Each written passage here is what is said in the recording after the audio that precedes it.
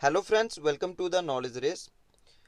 Friends, इस series में हम स्टार्ट कर रहे हैं DPSP, that is stand for directive principle of state policy. Directive principle of state policy जो है डिफरेंट कम्पिटिटिव एग्जाम में जो एक इम्पॉर्टेंट टॉपिक रहता है। और जो जम्मू एंड कश्मीर में upcoming JKSSB panchayat account assistant का जो एग्ज़ाम होने वाला है, उसके अंदर भी ये टॉपिक जो है वो सिलेबस के अंदर मेंशन है। ये टॉपिक जो है यहाँ से जितने भी डिफरेंट कम्पिटिटिव एग्जाम में जो क्वेश्चन आए हैं तो उनको भी डिस्कस करेंगे। और इसके साथ में यहाँ से भी क्वेश्चन आने के चांसेस बनते हैं तो उनको भी डिटेल में हम चीज़ों को डिस्कस करेंगे। जिसका जो लेक्चर नंबर 1 है, तो फ्रेंड्स इसमें हम जो है 4 से 5 लेक्चर लेंगे। और 4 से 5 लेक्चर में इस पूरे टॉपिक को जो है वो ख़त्म करने की कोशिश करेंगे। आप किसी भी कम्पिटिटिव की तैयारी कर रहे हो, आप सिविल सर्विसेज की तैयारी कर रहे हो, जो दूसरे स्टेट नेशनल या यूटी लेवल के जो एग्ज़ाम होते हैं उनकी प्रिपरेशन कर रहे हो, तो ये टॉपिक आपके लिए बहुत ही हेल्पफुल रहने वाला है। और अभी तक हम जो है डिफरेंट सब्जेक्ट के ऊपर अलग अलग टॉपिक्स जो है वो अपलोड कर चुके हैं, इंडियन पॉलिटिक्स के, साइंस के, बायोलॉजी, फिजिक्स, केमिस्ट्री, या इसके साथ और भी जनरल स्टडीज़ के। तो आप चैनल की प्लेलिस्ट में जाके उन सब टॉपिक्स को देख सकते हो और उनसे जो है बेनिफिट ले सकते हो। और उनका लिंक जो है नीचे डिस्क्रिप्शन में भी आपको प्लेलिस्ट का मिल जाएगा, वहाँ से भी जाके आप उन्हें देख सकते हो। तो फ्रेंड्स, लेक्चर स्टार्ट करने से पहले अगर अभी तक आप चैनल के ऊपर नए हो तो यार प्लीज़ जल्दी से चैनल को सब्सक्राइब करके साथ में दी हुई बेल को भी प्रेस कर लीजिए, आने वाले वीडियोस की नोटिफिकेशन आप तक पहुंच जाएगी। तो इस लेक्चर में हम क्या क्या डिस्कस करने वाले हैं, सबसे पहले हम इंट्रोडक्शन देखेंगे कि डीपीएसपी की इंट्रोडक्शन क्या है। उसके साथ इसके हम फीचर्स देखेंगे, फीचर्स के बाद हम इसको क्लासीफाई करेंगे। और क्लासिफिकेशन के साथ जो आज का हमारा मेन टॉपिक रहेगा वो रहेगा सोशलिस्टिक प्रिंसिपल्स। तो इस चीज़ के ऊपर आज हम पूरा लेक्चर लेंगे। तो चलिए लेक्चर को स्टार्ट करते हैं। फ्रेंड्स, हमारे जो directive principle of state policy है, इन शॉर्ट जिनको हम डीपीएसपी बोलते हैं, डीपीएसपी जो है वो आर्टिकल कहाँ से कहाँ तक कवर करते हैं, आर्टिकल्स 36 to 51 से कवर करते हैं। ये आपके लिए इम्पोर्टेंट है। और दूसरा, जी इंडियन कॉन्स्टिट्यूशन के कौन से पार्ट में आते हैं, तो ये पार्ट 4 के अंदर आते हैं। फ्रेंड्स, पार्ट 3 के अंदर जो हमारा वो आता है फंडामेंटल राइट्स। जो फंडामेंटल राइट्स हम डिटेल में जो है वो कवर कर चुके हैं। 7 से 8 उसके वीडियो जो है वो प्लेलिस्ट उसकी हमने पूरी डिफरेंट बनाई है, नीचे डिस्क्रिप्शन से आपको मिल जाएगी। तो पूरा हमने डिटेल में कवर किया है, पार्ट 3 को आप वहाँ से पढ़ सकते हो। और इसमें जो डीपीएसपी आते हैं हमारे, वो 36 to 51 आर्टिकल आते हैं और पार्ट इसका 4 आता है। ये डिफरेंट कम्पिटिटिव एग्जाम में पूछा गया है।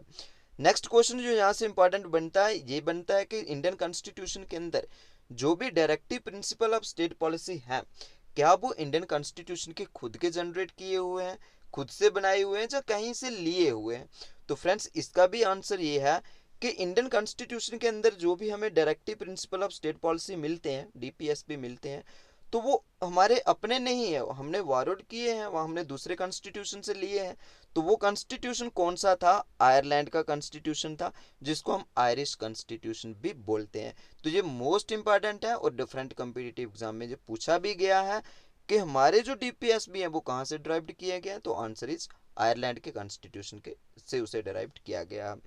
तो फ्रेंड्स, नेक्स्ट जो पॉइंट आता है कि क्या वो आयरलैंड के खुद के बनाए हुए हैं, तो नहीं, इसका भी आंसर जो है आयरलैंड ने इसको कॉपी किया है, उन्होंने भी ड्राइव्ड जो किया है वो किया है स्पेनिश कॉन्स्टिट्यूशन, यानी कॉन्स्टिट्यूशन ऑफ स्पेन से जो है आयरलैंड ने उसे कॉपी किया, और आयरलैंड के कॉन्स्टिट्यूशन से इंडिया ने उसे कॉपी किया है। जिस सिक्वेंस आपने याद रखना है, जी पॉसिबिलिटी हो सकती है कि जो आपको एग्जाम में पूछा जाए।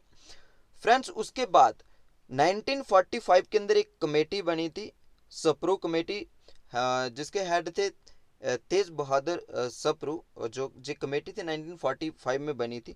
और इस कमेटी की जो रिकमेंडेशन थी, सजेशंस थी, इस कमेटी ने दो तरीके के इंडिविजुअल राइट्स को जो है वो दिया था। जब कॉन्स्टिट्यूशनल डिबेट चल रही थी तो उस टाइम पे इस कमेटी ने जो है दो तरीके के इंडिविजुअल राइट्स जो है उसको सजेस्ट किया था।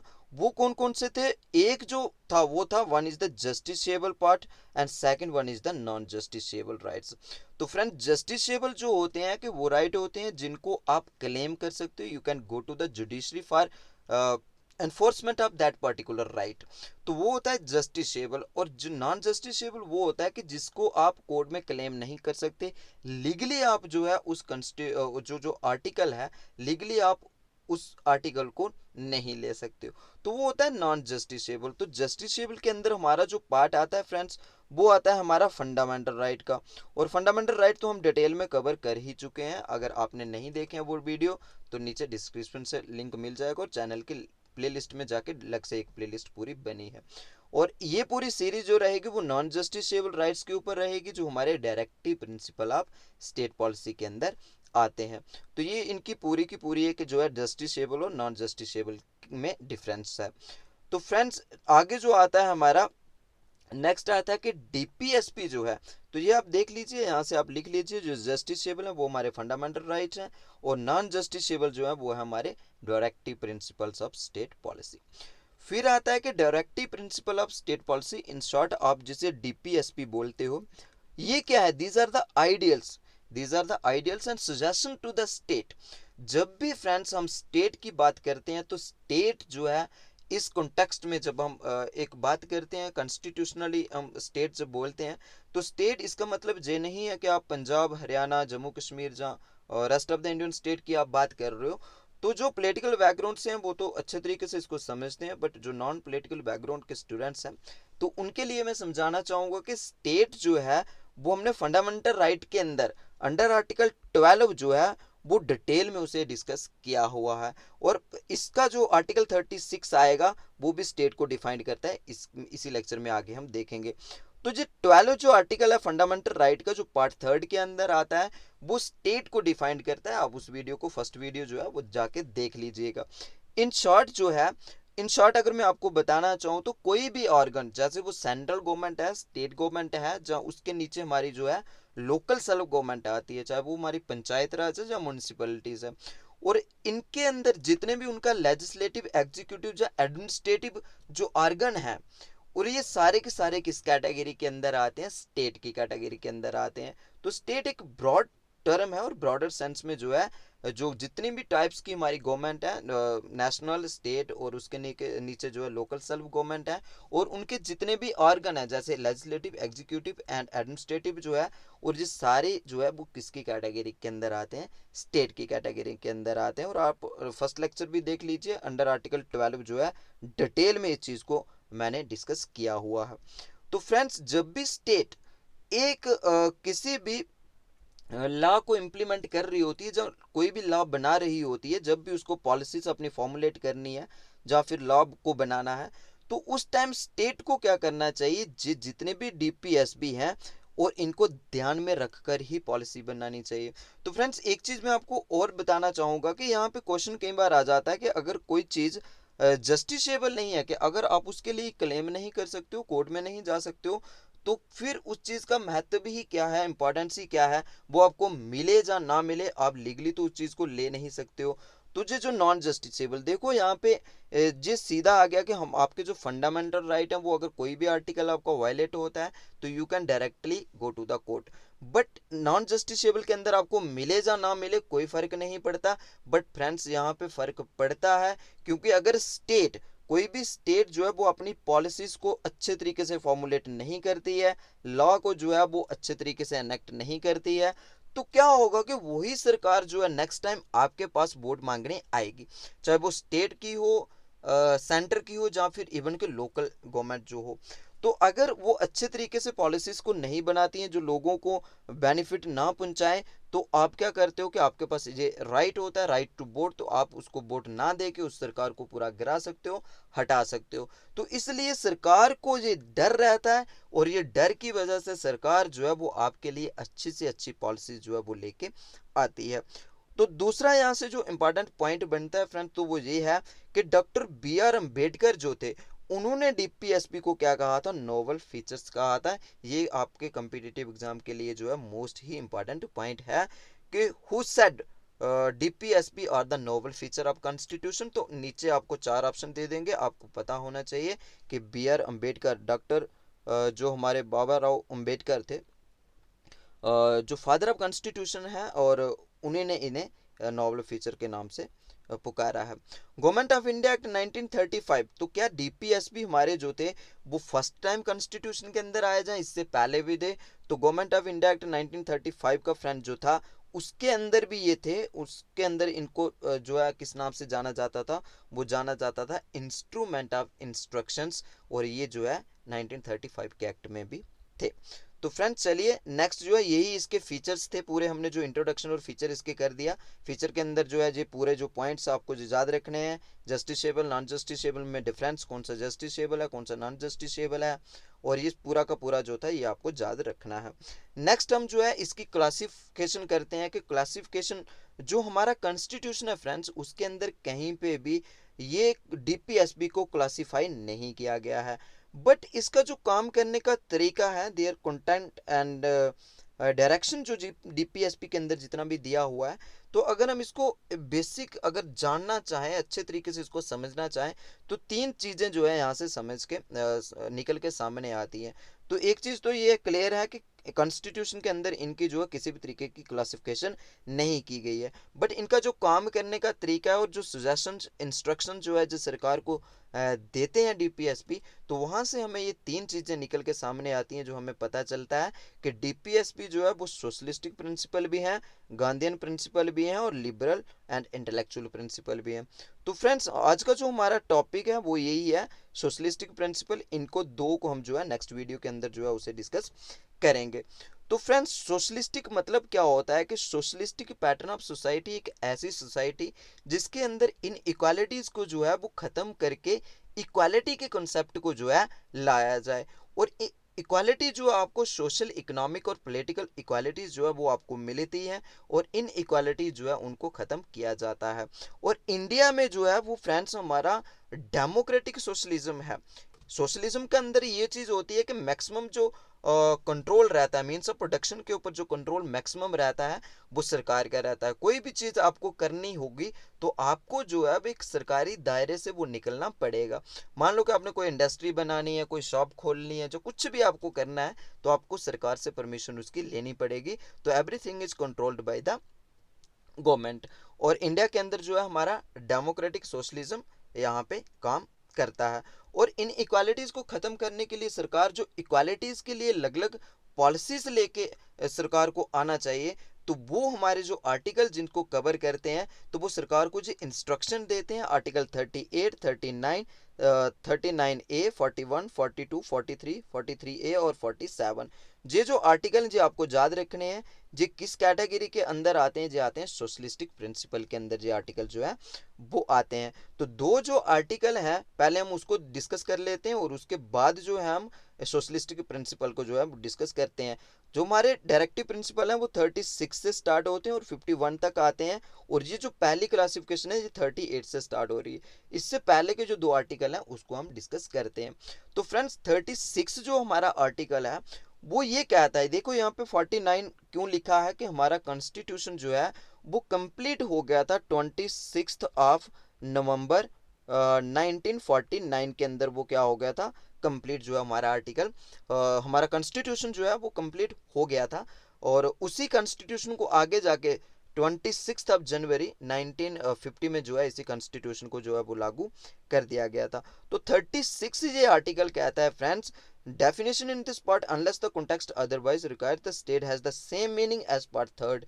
तो अभी मैंने आपको बताया कि पार्ट थर्ड के अंदर जो हमारे फंडामेंटल राइट आते हैं, और फंडामेंटल राइट जो हमारे 12 to 35 तक आते हैं। और 12 to 35, 12 जो है वो किसको डिफाइंड करता है, किस स्टेट को डिफाइंड करता है, और जो सेम जो आर्टिकल 12 के अंदर स्टेट का मीनिंग है वही सेम मीनिंग जो है आर्टिकल 36 के अंदर भी डीपीएसपी के अंदर आएगा। तो ये बात आपको याद रखनी है। दूसरा आता है कि 37 जो है ये भी 49 इसलिए है कि हमारा कॉन्स्टिट्यूशन जो है वो अडॉप्ट कर दिया गया था, जो प्रेम्बल के अंदर इसकी डेट मेंशन है तो वो 26 नवंबर ही प्रेम्बल के अंदर भी जो इसकी डेट जो है मेंशन है। बहुत बार ये भी पूछा गया होता है, और प्रेम्बल के ऊपर भी पूरा लेक्चर जो है वो ऑलरेडी अपलोडेड है, आप देख सकते हो चैनल के ऊपर जाकर। तो फ्रेंड्स जो 37 जो है वो ये डिफाइंड करता है कि application of the principle contained in this part provision contained in shall not be enforceable by any court। तो ये चीज़ अभी हमने डिस्कस की कि ये जो 37 आर्टिकल ये कहता है कि डीपीएसपी जितने भी हैं, जो भी इस पार्ट के अंदर जितने भी आर्टिकल दिए गए हैं वो लीगली क्या होंगे, एनफोर्सेबल नहीं होंगे। You cannot go to the judiciary for enforcement of that particular right. But friends यहाँ पे एक चीज आपको याद रखनी है, वो क्या है, but the principle there in laid down are nevertheless fundamental in the government of a country, it shall be the duty of the state to apply these principle in making law। और ऐसा नहीं है कि ये अगर legally forcible नहीं है तो ये सरकारों को ध्यान ही नहीं रखना है। जिस सरकार के लिए एक फंडामेंटल का काम करते हैं कि जब भी सरकार कोई भी अपनी पॉलिसीज को लेके आती है, कोई भी लॉज जो है सरकार जब बनाती है, तो उसको जो आर्टिकल जितने भी जो है वो ध्यान में रखकर ही जो है पॉलिसीज जो है वो बनानी है। जो आर्टिकल 37 इसको क्लियर डिफाइन करता है।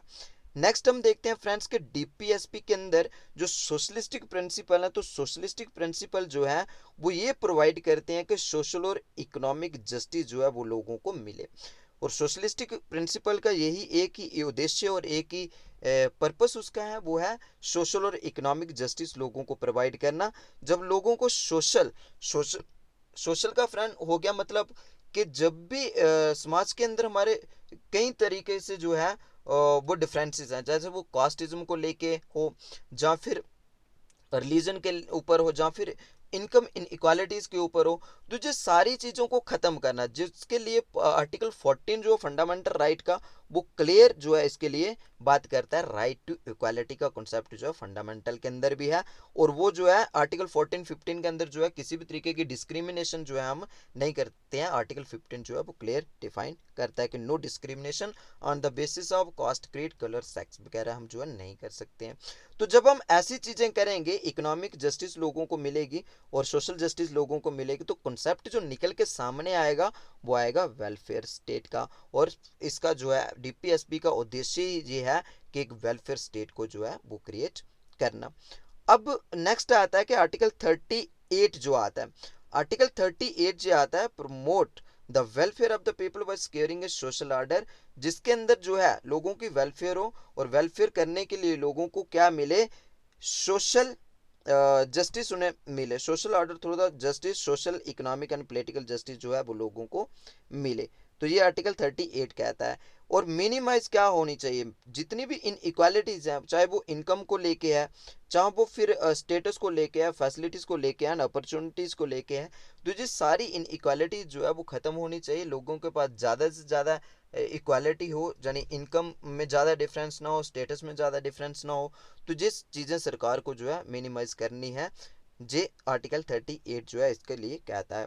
आर्टिकल 39 जो है वो किस चीज़ के ऊपर फोकस करता है कि right to educate mean of livelihood for all citizens, कि लोगों के पास कम से कम इतना हो तो कि वो अपना डिसेंट लिविंग जो स्टैंडर्ड है वो उसको मेंटेन कर पाए। उनके लिए जैसे रोटी, कपड़ा और मकान, कम से कम लोगों को इतना तो मिले, तो एक अच्छे तरीके से वो अपनी ज़िंदगी जो है वो निकाल सकें। तो educate means of livelihood for all citizens. उसके बाद equitable distribution of material resources of the community for the common good. तो ये भी है कि सरकार को ये भी चीज़ें ध्यान में रखनी चाहिए कि जो भी कम्युनिटी रिसोर्सेज हैं, चाहे हमारे फॉरेस्ट हैं, चाहे कोई हम माइनिंग करके कोई भी रिसोर्स जो है वहाँ से एक्सट्रैक्ट कर रहे हैं, कोई भी मिनरल वहाँ से निकाल रहे हैं, तो उन सब चीज़ों की जो है यूटिलाइजेशन इस तरीके से हो कि वो पूरी की पूरी कम्युनिटी को जो है उसका फ़ायदा पहुँचे। तो इस तरीके से जो है उसके डिस्ट्रीब्यूशन मटेरियल रिसोर्सेज की करनी चाहिए। नेक्स्ट आता है कि prevention of concentration of wealth and means of productions. फिर आता है equal pay and equal work for man and equal pay for equal work for man and women. तो ये आप बहुत बार न्यूज़ के अंदर भी देखते हो, JNK में तो बहुत बार इसके ऊपर स्ट्राइक्स वगैरह भी होती रहती हैं कि इक्वल पे और इक्वल वर्क जो है वो मिले। यानी अगर बराबर काम एक मैन और वुमेन सेम काम दोनों कर रहे हैं तो उनमें ये जो जेंडर डिफरेंसेस नहीं होनी चाहिए कि मैन को जो है वो ज़्यादा पैसे उसके मिले और वुमेन को जो है वो कम मिले। तो इक्वल वर्क है तो उसके लिए इक्वल पे जो है वो दोनों को मिले। फिर आर्टिकल 39 ये कहता है prevention of the health and strength of workers and children against forcibly abuse. तो ये हमने फंडामेंटल राइट के अंदर भी पढ़ा है। 23 और 24 जो आर्टिकल है, तो राइट अगेंस्ट एक्सप्लॉयटेशन के अंदर जो है हमने इसको पढ़ा हुआ है। तो किसी भी तरीके से जो है health and strength of the worker जो है उनका उनको मिले, यानी कहीं उनकी ऐसा ना हो कि उनकी कम से कम उनकी जो है प्रोटेक्शन तो हो, कहीं पे भी वो वर्क कर रहे हैं तो वहाँ पे कोई ऐसी कंडीशन ना हो कि उनकी सेहत को जो है खतरा, उनकी लाइफ को कोई रिस्क है, तो कम से कम उसके लिए मेजर जो सिक्योरिटी मेजर जो है वो वहाँ पे हो। और बच्चों के लिए है कि बच्चों के साथ भी कोई भी किसी भी तरीके का अब्यूज़ किसी भी तरीके से हो सकता है, कि उनकी एजुकेशन को लेके हो सकता है कि उनकी एजुकेशन उन्हें ना मिल रही हो, जहाँ किसी भी बच्चे को उठा के जो है उसको किसी शॉप के ऊपर या कहीं पे भी उसको वर्क में लगा दिया जाए, तो ये भी चीज़ नहीं करनी है। तो यानी एक बच्चों के भी जो प्रोटेक्शन जो आर्टिकल 39 जो है वो करता है। Opportunities for the healthy development of children, और चिल्ड्रन को जो अच्छे से अच्छा मौका मिले कि वो अपनी डेवलपमेंट जो है वो हेल्दी तरीके से वो अपना कर सकें, यानी उनका लाइफस्टाइल जो वो अच्छे से हो। तो सरकार को ऐसी पॉलिसीज़ जो है वो बनानी चाहिए। तो इसी चीज़ को लेके जो आंगनबाड़ी सेंटर्स हैं वहाँ पे न्यूट्रिशन बच्चों को मिलती है। और दूसरा जो है हमारा जो यहाँ पे स्कूलों में भी मिड डे मील बच्चों को मिलता है, और बाकी जितनी भी हेल्थ फैसिलिटीज़ जो मिलती हैं तो बच्चों के लिए जो भी वैक्सीनेशन वगैरह होती रहती है, तो ये सब चीज़ें इसी चीज़ को ध्यान में रखकर बनाई गई है। नेक्स्ट जो है आर्टिकल 39A जो है वो ये कहता है कि promote equal justice and free legal aid to the poor. देखो कोई भी अगर गरीब है और एक अमीर है, तो फ्रेंड्स ये जो 39A जो है, तो 42nd अमेंडमेंट एक्ट जो हुआ है वो हुआ था 1976 के अंदर, इसको ऐड किया गया। फिर भी हम जितनी भी इसके अंदर अमेंडमेंट्स हुई है तो लास्ट वीडियो के अंदर उनको डिटेल में डिस्कस करेंगे कि कौन सा आर्टिकल कब इसके अंदर डाला गया है डीपीएसपी के अंदर। तो अभी के लिए आप ये 42nd अमेंडमेंट याद रख लीजिए। तो इसके अंदर क्या है कि सबको इक्वल जस्टिस मिले।